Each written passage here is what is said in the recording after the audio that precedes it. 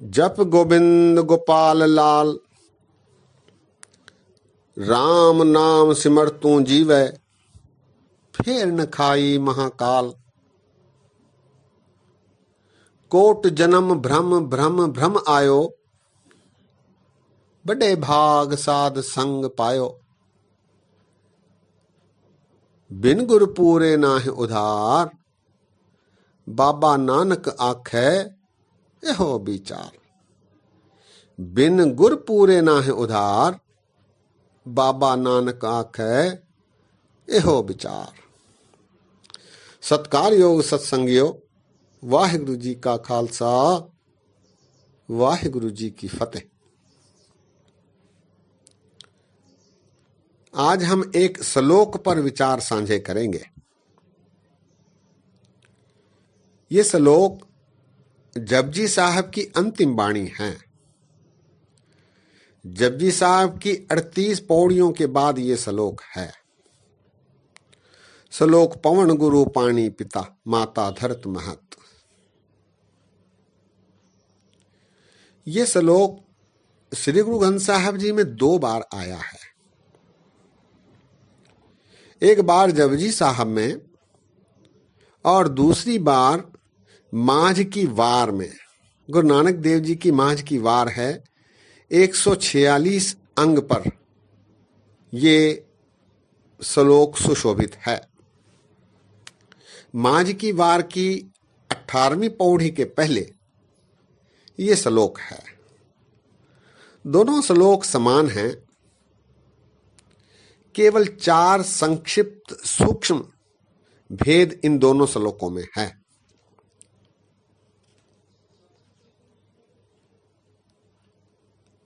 आज इस श्लोक पर विचार साझे करेंगे। चूंकि ये शब्द पंथ में अति प्रचलित है और बारंबार इसका प्रयोग पंथ में होता है, किसी भी समागम, दीवान, कीर्तन की चौकी के अंत में ये श्लोक पढ़ा जाता है। आनंद साहब की पाठ के बाद भी निश्चित रूप से इस श्लोक का गायन होता है, पठन होता है। दास ने यह सोचा कि हमेशा पढ़ी जाने वाली ये वाणी, इस पर संक्षिप्त रूप से विचार किया जाए। श्लोक कुछ इस प्रकार है।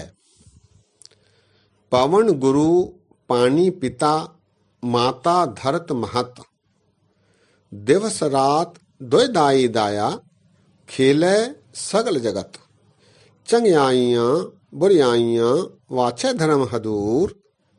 कर्मी आपो आपनी, के नेड़े के दूर। जिनी नाम धियाया, गए मसक्कत घाल।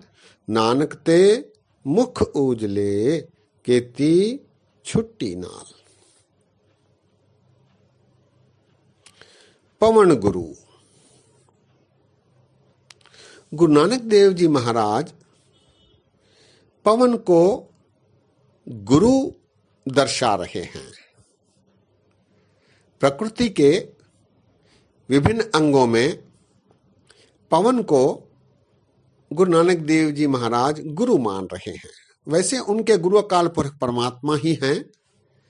प्रकृति के संबंध में गुरु नानक देव जी महाराज जी का विचार है कि पवन गुरु है। हम देखते हैं कि विभिन्न धर्मों में प्रकृति के विभिन्न खंडों को श्रेष्ठ माना गया है। सनातन धर्म के बहुसंख्यक पानी को सर्वश्रेष्ठ मानते हैं। पानी, जल अपने इष्ट को अर्पित करते हैं। अपने आराध्य की आराधना भी नदी के किनारे, झील के किनारे, तालाब के किनारे, समुद्र के किनारे अपने मंदिर आदि का निर्माण करते हैं, तीर्थ स्थल के रूप में उनकी यात्राएं करते हैं, वहां अपने इष्ट आराध्य की आराधना करते हैं। पानी। कुछ सनातनी सिद्ध, साधु, बैरागी और कुछ अन्य अग्नि को सर्वश्रेष्ठ मानते हुए उसे आराधते हैं। उनके अनुसार अग्नि प्रकाश पैदा करती है, प्रकाश ही जीवन देता है, इसीलिए सूरज को जल अर्पित करते हैं, सूरज की आराधना करते हैं, अग्नि को भेंट करते हैं, होम यज्ञ आदि करते हैं और सब कुछ अग्नि को अर्पित करते हैं, होम में डालते हैं, यज्ञ में डालते हैं। उनके अनुसार अग्नि सर्वश्रेष्ठ है। बौद्ध, जैन आदि आकाश को सर्वश्रेष्ठ मानते हैं। उनके अनुसार आकाश शून्य है, वहां कुछ नहीं। उनकी ये अवधारणा है कि शून्य ही अकाल पुरख परमात्मा की प्राप्ति करा सकता है।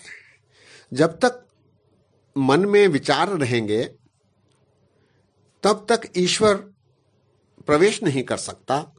इसीलिए वे अपने मन से सारे विचारों का त्याग कर देना चाहते हैं, साधना करते हैं, योग करते हैं और एकांत में बैठकर अपने मन से विचारों को त्यागने की कोशिश करते हैं। एक बार मन विचार शून्य हो जाए तब परमात्मा का प्रवेश हो जाता है, ऐसी उनकी मान्यता है। यदि भारत और नेपाल आदि कुछ देशों को छोड़ दिया जाए तो शेष संसार में जो बौद्ध धर्म के अनुयायी हैं वो कोई मंत्र का उच्चारण नहीं करते हैं। वे केवल शांत रहकर, एकांत रहकर ध्यान साधना करते हैं और मन से सारे विचारों को त्यागने का प्रयत्न करते हैं, ताकि मनुष्य विचार शून्य हो जाए और उसमें अकाल पुरख परमात्मा का प्रवेश हो। ऐसी उनकी मान्यता है। इस्लाम में धरती को प्राधान्य दिया गया है। मुसलमान 5 वक्त नमाज पढ़ते समय अनेक बार धरती को सिजदा करते हैं। धरती उनके लिए सर्वश्रेष्ठ मानी गई है। धरती जो खुशबू भी देती है, इसीलिए इस्लाम में खुशबू, सुगंधि की प्रधानता है। मुसलमान हमेशा इत्र का प्रयोग करते हैं। वे त्योहारों पर इत्र बांटते हैं। उनकी मान्यता है कि मोहम्मद साहब को सुगंधि बहुत प्रिय थी। मिट्टी की खुशबू, मिट्टी खुशबूदार होती है, ऐसी उनकी मान्यता है। धरती को वो सर्वश्रेष्ठ मानते हैं। सनातनी जल और अग्नि, बौद्ध आकाश, मुसलमान धरती। कुछ इस प्रकार ही गुरु नानक देव जी महाराज ने पवन को गुरु माना है, पवन को सर्वश्रेष्ठ माना है। उनके अनुसार पवन से ही शब्द बनता है और शब्द ही गुरु है। शब्द बनाने के लिए वायु का प्रयोग होता है, इसीलिए शब्द को महानता देते हुए महाराज ने पवन को गुरु माना है।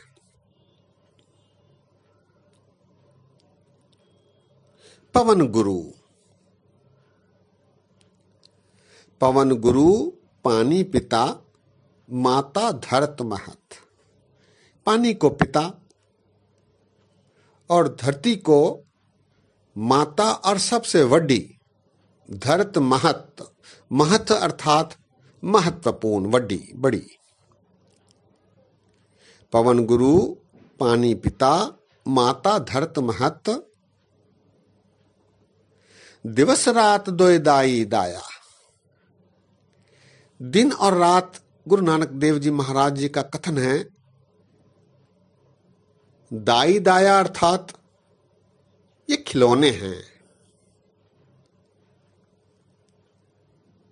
ये खिलौने हैं और इनसे सारा जगत खेल रहा है।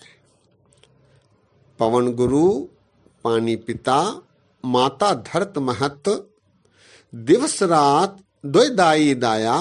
खेले सगल जगत, सारा संसार इसमें रचा पचा है।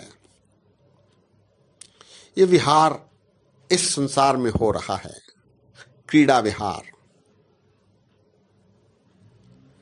पवन गुरु पानी पिता माता धरत महत, दिवस रात दोय दाई दाया। खेले सगल जगत। ऐसी क्रीड़ा विहार को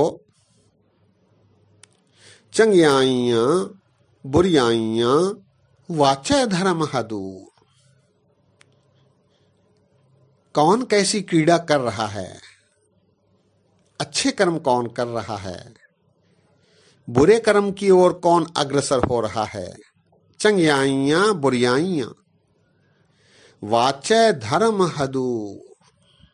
अकाल पुरख परमात्मा की उपस्थिति में धर्मराज लेखा रखने वाले इनको निहार रहे हैं, निरीक्षण कर रहे हैं। संसार में बुरे कर्म अच्छे कर्म करने वालों की लेखा जोखा अकाल पुरख परमात्मा की हजूरी में धर्मराज या लेखाकार कर रहे हैं। चंगियाइयां बुरियाइयां वाचय धर्म हदूर। उनकी हजूरी में हदूर।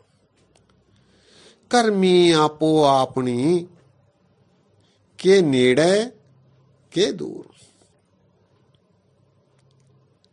अपने अपने कर्मों के अनुसार, अपने अपने किए गए कार्यों के अनुसार मनुष्य ईश्वर के नजदीक और ईश्वर से दूर होते जा रहे हैं। जो अच्छे कर्म कर रहे हैं, जो भले कार्य कर रहे हैं, जो परोपकारी काम कर रहे हैं, जो दयालु हैं, वो अकाल पुरख परमात्मा का सानिध्य प्राप्त करने की ओर अग्रसर हो रहे हैं। और जिन्होंने इस ओर ध्यान नहीं दिया, लापरवाह रहे, जानकर भी बुरे कार्यों में रत रहे, अपने आप को नहीं चिताया, वो स्वाभाविक रूप से परमेश्वर पिता अकाल पुरख परमात्मा से दूरी बनाते जा रहे हैं। चंगियाइयां बुरियाइयां वाचय धर्म हदूर। कर्मी आपो आपनी के नेड़े के दूर। अंतिम पंक्ति, जिन्नी नाम धियाया गए मसक्कत घाल। जिन्होंने नाम की कमाई की, मेहनत की, घालना की, अकाल पुरख परमात्मा को सदैव याद रखा, उनके बनाए आचरण, उनके दर्शाए दिशा निर्देशों का पालन किया, उनको अपनाया, ऐसी घाल ना घाली, ऐसे कर्म किए जिन्हीं नाम धियाया, गए मसक्कत घाल, नानक ते मुख उजले, केती छुट्टी नाल। फिर ऐसे मनुष्य के मुख उजल हो जाते हैं और वो मोक्ष की प्राप्ति करते हैं। उन्हें शीघ्रातिशीघ्र मुक्ति मिलती है, आवागमन से छुटकारा मिलता है, 84 लाख जूनियों का गेड़ा उनसे दूर होता है। जिन्नी नाम धियाया, गए मसक्कत घाल, नानक ते मुख उजले, केती छुट्टी नाल। ये श्लोक एक बार फिर, पवन गुरु पानी पिता, माता धरत महत, दिवस रात दोय दाई दाया, खेले सगल जगत, चंगियाइयां बुरियाइयां वाचे धर्म हदूर, कर्मी आपो अपनी, के नेड़े के दूर। जिनी नाम धियाया, गए मसक्कत घाल, नानक ते मुख उजले, केती छुट्टी नाल। कुछ विद्वान इस श्लोक को जपजी साहब का सार भी मानते हैं। इस पौड़ी में सरल भाषा में सांकेतिक रूप से गुरु नानक देव जी महाराज कलयुगी मनुष्यों को चेता रहे हैं कि आप अंडर सर्वेलेंस हो, आपकी निगरानी हो रही है। अब आप पर निर्भर है कि आप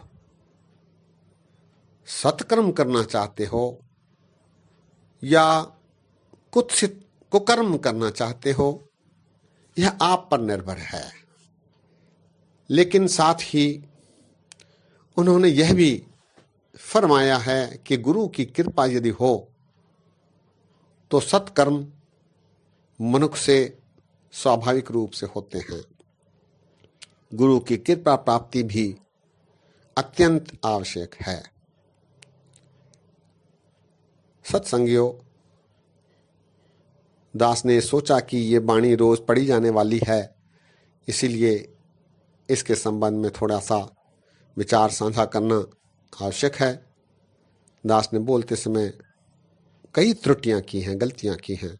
दास को अनजान जानकर क्षमा बख्शो। फतेह गजाओ। वाहिगुरु जी का खालसा, वाहिगुरु जी की फतेह।